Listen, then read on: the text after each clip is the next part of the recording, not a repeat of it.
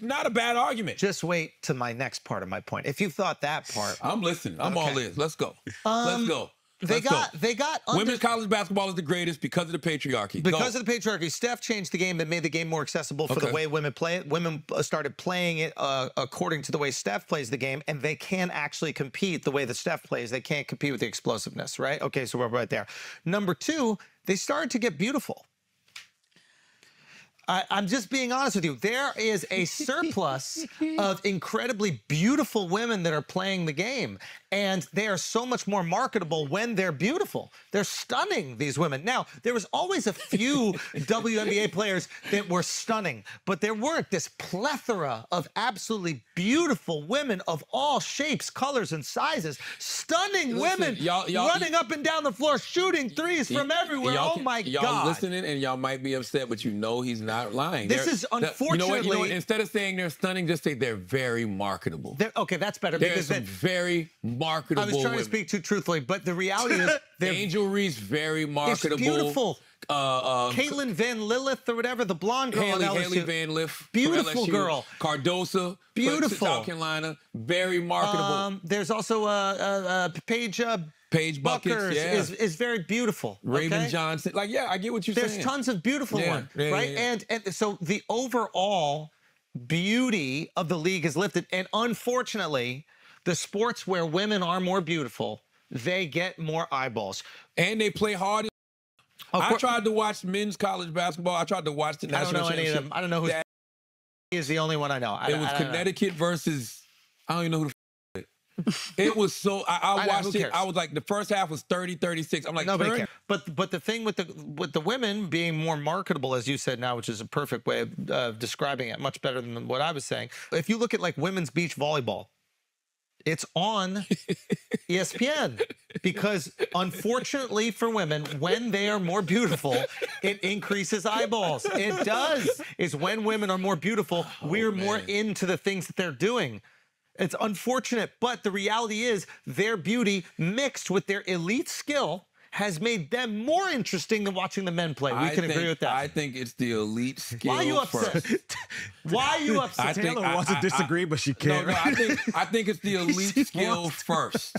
I do. I really think it's the elite skill first. And I've never thought women's basketball players weren't attractive. Like, they've always been attractive. I just think that this is charlemagne. Let's talk about this. It really truly is the elite skill set, to your earlier point, that I will say, when I see Caitlin Clark, I see Steph Curry.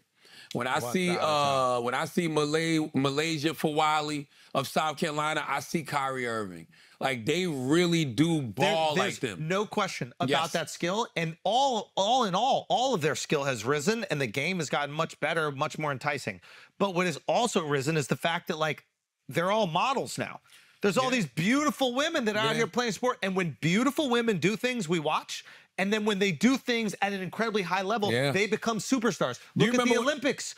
You see these athletes. If there's a beautiful woman in the Olympics, she will become the most marketable athlete on the planet. Yeah. You've seen it with that girl who was, she's fake Chinese and ended up snowboarding for them. She went to Stanford. Eileen Gu or something like that. She was American, and then she went over. Really? Yeah. She was American, and then but she was the most marketable athlete on. She's a stunningly beautiful woman who is brilliant, but also incredibly good at, I think, snowboarding. I don't know if y'all remember, I said one time, I said that when you watch women's college basketball, it's like all the girls play like Steph Curry or Tim Duncan. Yes. And that is a very high level of basketball. Yes. If you know anything about Tim Duncan, if you know anything, of course you know about Steph Curry, that is a high level of basketball. I love seeing these girls bang out in the paint. I loved when seeing Aaliyah Boston bang out in the paint, Asia Wilson bang out in the paint, Cardoso bang out in the paint. I love it. Like, they got these big girls down low. They couldn't do nothing with them. Iowa couldn't do nothing with Cardoso, yo. Come on, son. Come on, son. What did I say? He's speaking like Meek. I love it. Oh, wait, do you think the NIL plays a part into it? Because now that they're able to be marketed a bit more and make money. That's a good argument. That, like, they're incentivized. Yeah. The companies are incentivized to make these players bigger. I also think the internet just blowing up. All of them have their own TikTok accounts and Instagram accounts, and Attention. they're blowing up like It's attention. Yeah. Like if you Sponsorship. like this was the highest. The South Carolina game versus Iowa was the highest, most viewed basketball game, men, women's, or anything over the last 5-7 years. It's like they said 18.7 million people watched, and at the peak, 24 million people watched the game. It was great. My group chats are talking about this, not the male games.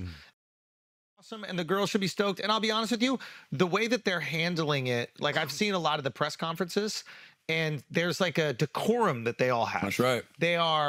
There's an elegance that they all speak to it. There's that girl that I think it was Paige Bueckers. Paige Buckets. Paige Buckets. She was like, one play doesn't, make a game. That's right. And I should have played better in these other times. It was like a very mature approach to what happened in the game. And you've seen it from a bunch of them, especially in losses. And it's like, I thought it was, it's really great. It was really great. Man. It's going to be great next year because South Carolina got Malaysia Fawali coming back. Tanisha Johnson.